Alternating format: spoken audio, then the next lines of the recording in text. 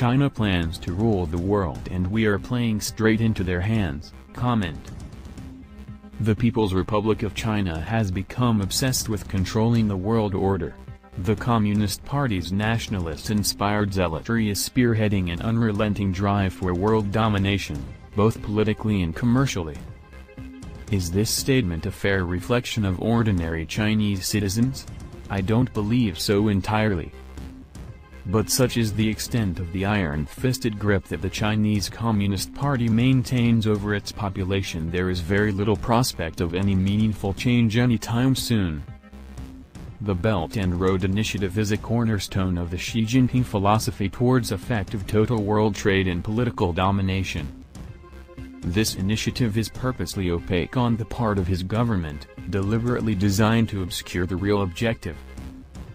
Of course, blurring the lines even further is the increasingly indistinct difference between Xi and the Chinese government/Chinese Communist Party, with all amounting to effectively being one and the same thing.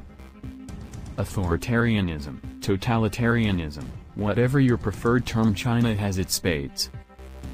Belt and Road is a cynical politically expedient debt trap solely intended to place the developing world into vassalage to Beijing. Sri Lanka and Barbados, for example, have signed up to this by accepting Chinese state bank largesse in exchange for the provision of infrastructure development, collateralized by sovereign commitments of forfeiture of those capital assets in the event of failing to repay the loans as agreed. The loans themselves are subject to expensive repayment terms, which makes it even more impossible for these countries to service this debt. Even on generous terms, it is highly unlikely that developing countries would stand much chance of meeting their obligations, so Beijing just has to run down the clock, call in the loans, and take over the assets. This universally applied practice also results in providing the Xi regime with a solid foothold right on our back doorsteps from which to potentially place us in a communist chokehold. Any illusions should by now have been completely dispelled as to Chinese Communist Party motives. The totally outrageous claim, for example, to sovereignty over the whole or the majority of the South China Sea, with the construction of artificial islands intended to bolster their claims, should have served to demonstrate that any relationship with China was always going to be one-sided. The International Court of Arbitration ruled against China over the dangerously disputed Spratly Islands, yet they aggressively ignore the ruling. The Chinese pattern for selective adherence, or disregard as the case may be, to any kind of international order is crystal clear. They will champion or reject any cause, obligation, or even international treaty where and when it suits their commercial, military or political purpose to do so. One would hope that somewhere within the corridors of power of the democracies of the Western world some bright spark would not only have twigged this, but also applied their mind to an effective remedy. Yet prior to the onset of COVID-19 the rest of the world seemed to be asleep at the wheel, with the possible exception of President Trump. And hold your cynicism, because on this point the Donald has been right on the money, repeatedly calling out the Chinese government for their prejudicial actions and the clear and present danger that these obviously represent.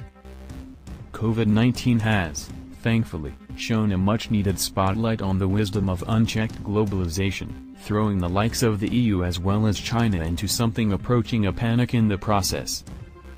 Placing all the globe's manufacturing eggs in the Chinese basket has brilliantly illuminated the folly of a carefully crafted world order where the world economy is supposed to be shielded from the shocks of instability. The precise opposite has happened. The coronavirus crisis has exposed the true fate of the globalization agenda and the extent to which those who stack the deck see benefits only for themselves. No one can help but stand in awe of the rich history of China and the remarkable contributions to the world over the centuries. But this cannot excuse the country's current blatant disregard for the rest of mankind in the pursuit of selfish advantage. The threat of Chinese domination is real. Beijing has made inroads into the United Nations, for example, which make one's jaw drop. The UN Human Rights Commission is now chaired by China. How in the world does an authoritarian regime with such an abysmal human rights record get to occupy this position? Then look at the World Health Organization, WHO, and see how pervasive their influence has become there. The world is awash with these and countless other examples of Chinese influence peddling, and when the carrot fails to work, then the big stick comes out and the bullying begins. Look at the outrageous tactics being used against Australia and New Zealand.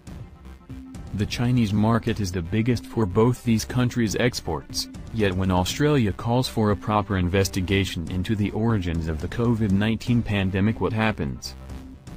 Beijing throws a hissy fit and demands that their line be towed or else. Suddenly Aussie barley, wine and beef are under threat, along with the most recent snarling about golden kiwi fruit.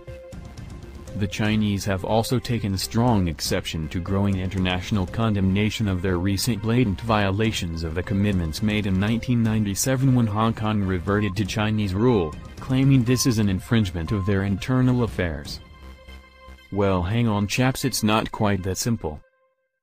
Hong Kong was, and continues to be, a major global money center, but with the recent introduction of draconian and sinister security legislation bypassing the Hong Kong legislature, this has now fallen away, with the USA amongst many others declaring Hong Kong to be no longer fully autonomous as defined by the agreements made. Capital has flown. Singapore and other internationally recognized major money centers never had it so good. Post-COVID-19 there will be an urgent need for a full review of international trading practice, if for no other reason than to try and level the playing fields. One blip on the horizon for the Chinese to be held accountable for their outrageous conduct with the coronavirus is the result of the US presidential election. Joe Biden is vulnerable to being held hostage by Beijing, and given the Chinese capacity for intimidation and bullying, they won't hesitate to extract the maximum amount of concessions possible. Wonderful, hard-working and industrious a people as the Chinese may be, the Chinese government and Communist Party who control them will have precipitated an ultimate blight, the effects of which will be felt for generations to come.